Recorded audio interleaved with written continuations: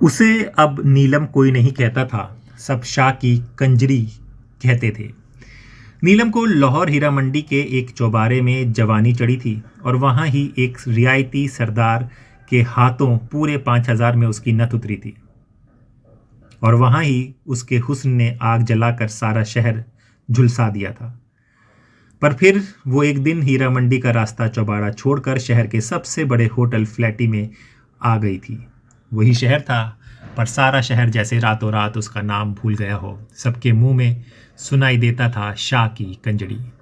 गजब का गाती थी, कोई गाने वाली उसकी तरह मिर्जे की सद नहीं लगा सकती थी। इसीलिए चाहे लोग उसका नाम भूल गए थे, पर उसकी आवाज़ नहीं भूल सके।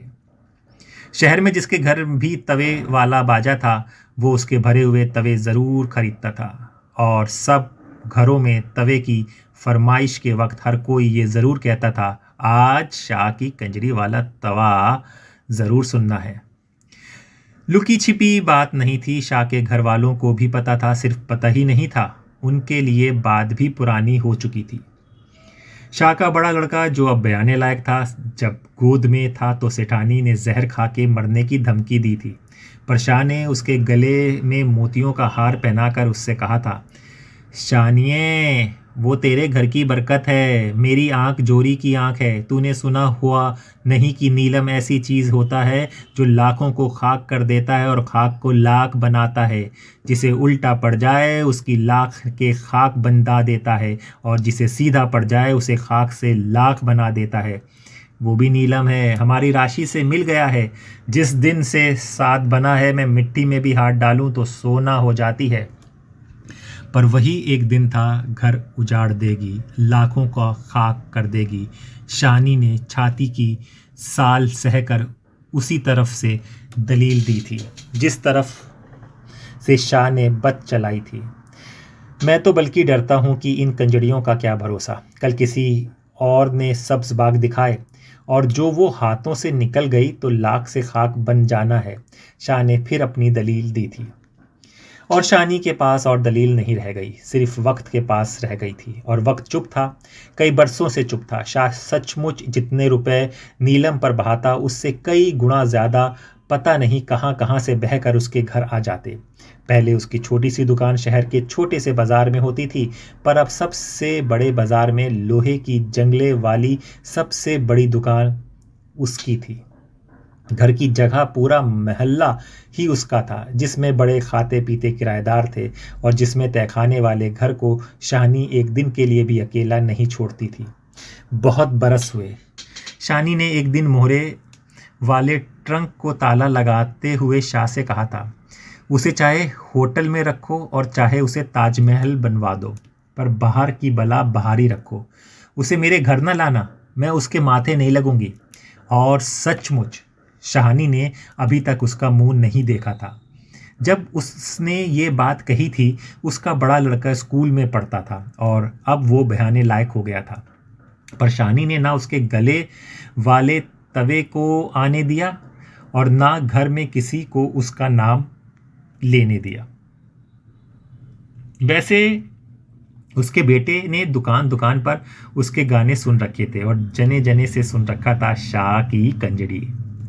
बड़े लड़के का ब्याह था, घर पर 4 महीने से दर्जी बैठे हुए थे। कोई सूटों पर सलमा काट रहा था, कोई तिल्ला, कोई किनारी और कोई दुपट्टे पर सितारे जड़ रहा था।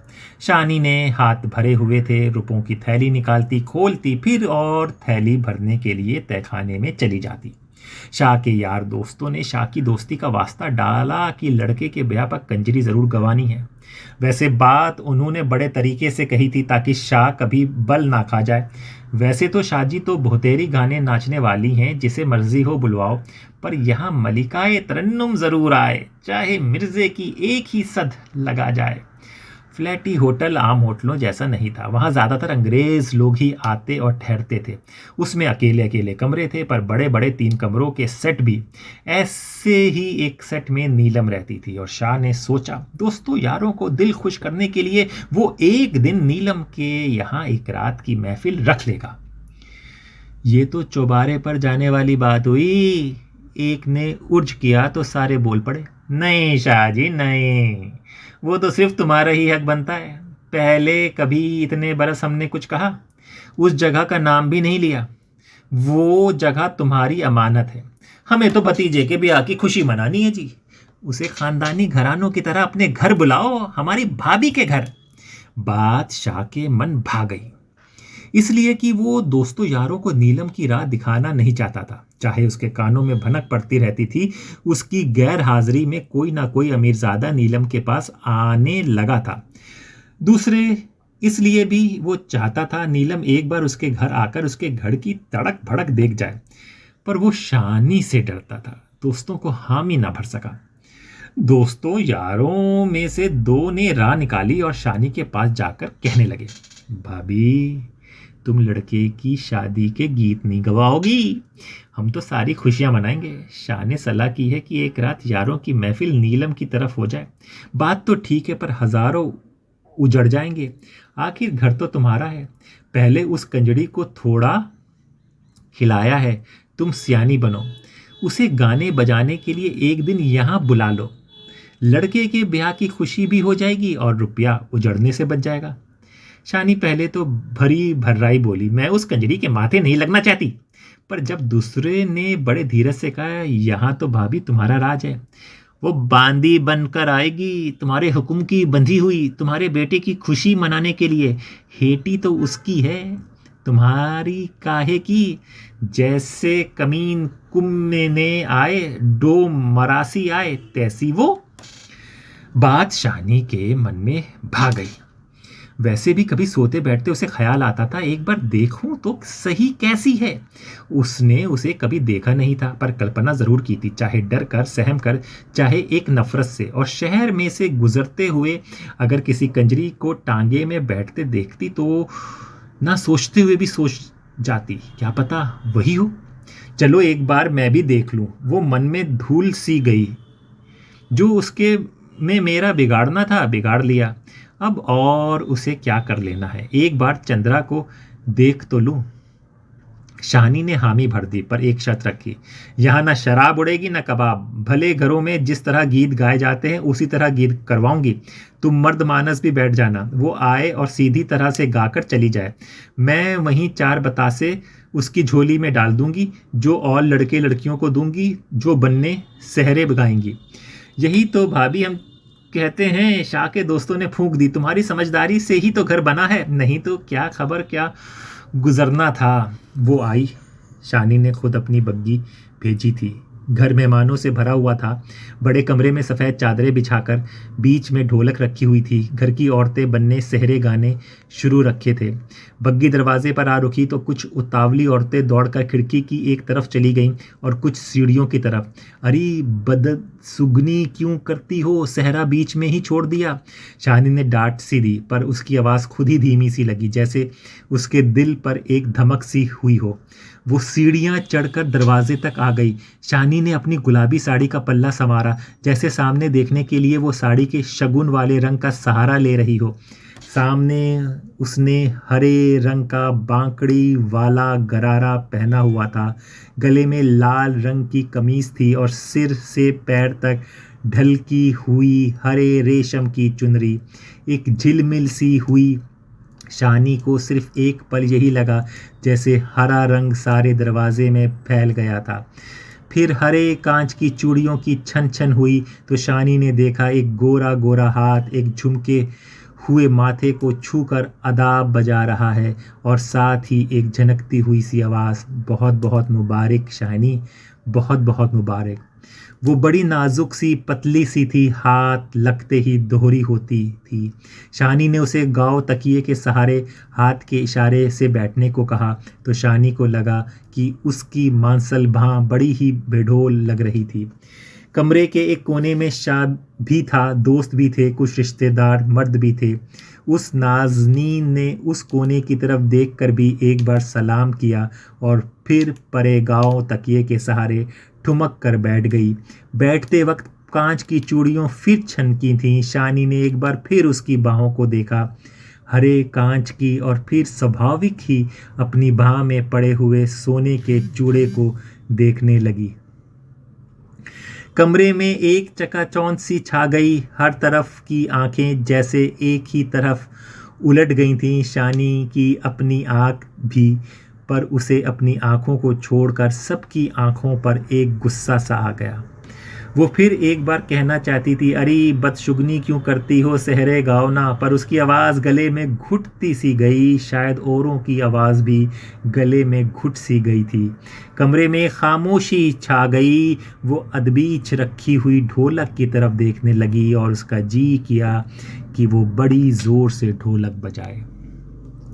खामोशी उसने ही तोड़ी जिसके लिए खामोशी छाई थी। कहने लगी, मैं तो सबसे पहले घोड़ी गाऊंगी, लड़के का संग करूंगी, क्यों शानी? और शानी की तरफ ताकती हंसती हुई घोड़ी गाने लगी, निक्की निक्की बुंदियाँ निक्की मीवे मरे, तेरी माँ वे सुहागिन तेरे सगन लकरे। शानी को अचानक तसल्ली सी हुई, शायद इसीलिए कि गीत के बीच की माँ वही थी और उसका मर्द भी सिर्फ उसका मर्द था, तभी तो माँ सुहागिन थी। शानी हंसते से मुंह से उसके बिल्कुल सामने बैठ गई, जो उस वक्त उसके बेटे के सगन कर रही थी। घोड़ी खत्म हुई तो कमरे की बोलचाल फिर से लौट आई। फिर उस कुछ स्वाभाविक सा हो गया। औरतों की तरफ से फरमाइश की गई ढोल की रोड़े वाला गीत, मर्दों की तरफ से फरमाइश की गई मिर्ज़े दिया सदका। गाने वाली ने मर्दों की फरमाइश सुनी, अनसुनी कर दी और ढोलकी को अपनी तरफ खींचकर उसने ढोलकी से अपना घुटना जोड़ लिया। शानी कुछ रौ में आ गई, शायद इसलिए कि गाने वाली मर्दों की फरमाइश पूरी करने के बजाय औरतों की फरमाइश पूरी करने लगी थी। मेहमान औरतों में से शायद कुछ एक को पता नहीं था। वो एक दूसरे से कुछ पूछ रही थीं और कई उनके कान के पास कह रही थी, यही है शाह की कंजड़ी। कहने वालियों ने शायद बहुत धीरे से कहा था, खुसर फुसर सा, पर शहानी ने कान में आवाज़ पड़ रही थी, कानों से टकरा रही थी, शाह की कंजड़ी, शाह की कंजड़ी। और शानी के मुंह का रंग फीका पड़ गया। इतने में ढोलक की आवाज़ ऊंची हो गई और साथ ही गाने वाले की आवाज़, सूहे वे चिरे वालियाँ मैं कहनी हाँ। और शानी का कलेजा थम सा गया। वे सूहे चिरे वाला मेरा ही बेटा है, सुख से आज घोड़ी में चढ़ने वाला मेरा बेटा। फरमाइश का अंत नहीं था। एक गीत ख़त्म होता, दूसरा गीत शुरू हो जाता। गाने वाली कभी औरतों की तरफ की फरमाइश पूरी करती, कभी मर्दों की। बीच बीच में कह देती, कोई और भी गाओ ना, मुझे सांस दिला दो। और किसकी हिम्मत थी उसके सामने होने की? उसकी टल्ली सी आवाज़, वो भी शायद कहने को कह रही थी, वैसे एक के पीछे झट दूसरा गीत छेड़ देती थी। गीतों की बात और थी। और जब उसने मिर्ज़े की हेक उठाई, उठनी साहिबा सुतिया, उठ के दे दे दीदार, हवा का कलेजा हिल गया। कमरे में बैठे मर्द बुद्ध बन गए थे। शानी को फिर घबराहट सी हुई। उसने बड़े गौर से शाह के मुख की तरफ देखा। शाह भी और बुतों सरीखा बुद्ध बना हुआ था। वो शानी को लगा वो पत्थर का हो गया है।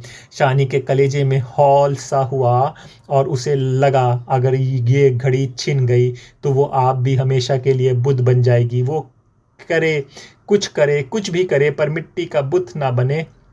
काफ़ी शाम हो गई, महफिल ख़त्म होने वाली थी।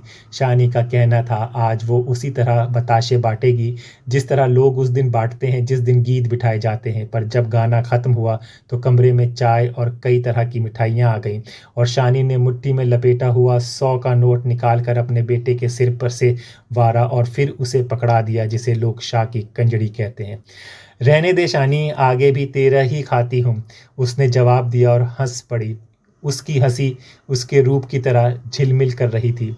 शानी के मुंह का रंग हल्का पड़ गया। उसे लगा जैसे शाह की कंजरी ने आज भरी सभा में शाह से अपना संबंध जोड़कर उसकी हतक कर दी है। पर शानी ने अपना आप थाम लिया, एक जरे सा किया कि आज उसने हार नहीं खानी है। वो ज़ोर से हंस पड़ी, नोट पकड़ाती हुई कहने लगी, शाह से तो तूने नित लेना है, पर मेरे हाथ से तूने फिर कब लेना है, चल आज ले ले। और शाह की कंजड़ी नोट पकड़ती हुई एक बार सी हीनी सी हो गई। कमरे में शानी की साड़ी का सुगंध वाल गुलाबी रंग फैल गया।